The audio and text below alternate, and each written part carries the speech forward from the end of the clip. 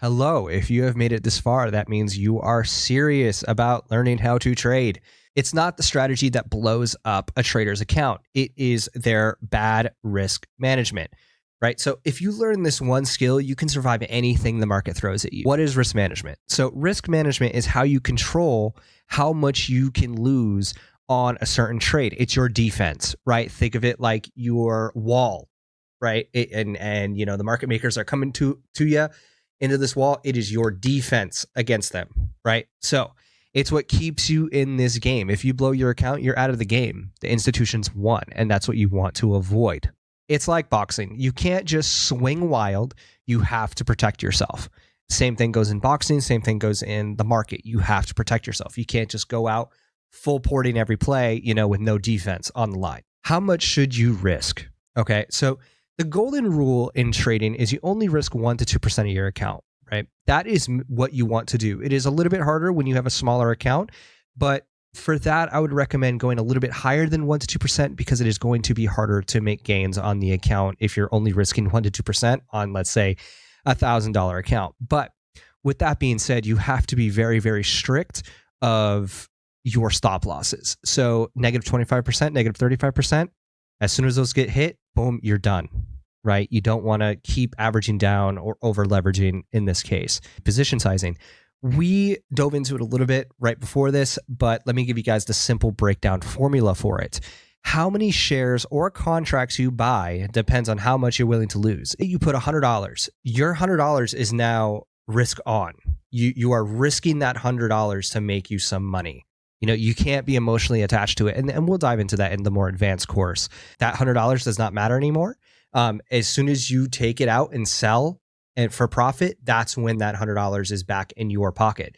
But as soon as you put that up into the market, you have to be strict on your stop losses. You have to stick to your rules or else you will blow up your accounts because you will get emotional when it comes to trading. Stop losses. These are your best friends when you're putting risk into the market. A stop loss is where you get out automatically if you are wrong about the trade. So like we talked about before, it is your defense in the market. It is your wall in the market.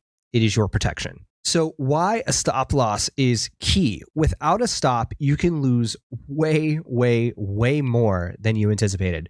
Say you only anticipated to lose $30, but say that you don't have a stop loss and you're not there to monitor your position, it could blast down and now you're down 77%. That's how it can be without a stop loss. Stop losses are very, very critical. The harsh way to put it is the market does not care about your feelings. It is not going to care if your contracts go negative 77%. So that is on you to be prepared in it for every situation the market throws at your way. The myth of go big or go home. The common mistake that I've seen in my years of trading is a lot of people go big and they lose their entire account, right? Because they wanted to full port something or they full ported news or whatever they did, they over leveraged and they completely lost their account. Your goal in this game is to survive. It is a marathon, not a sprint. You want to be still running. People are blowing their accounts because they're sprinting. They're out of breath. Boom, they blow the accounts. You want to be steadily running and small wins do stack up. It may not seem like a lot right now, right? $20 here, $20 there, $20 here, $20 there, here.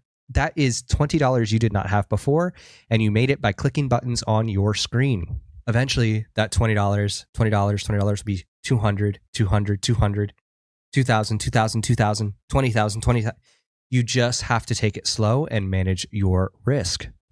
Okay, to close out this video, I just want to say master risk management and you buy yourself time to get better. Say you over leverage after a week of being in the trading game, say you're new or coming back, and you blow your account, you are not able to learn, right?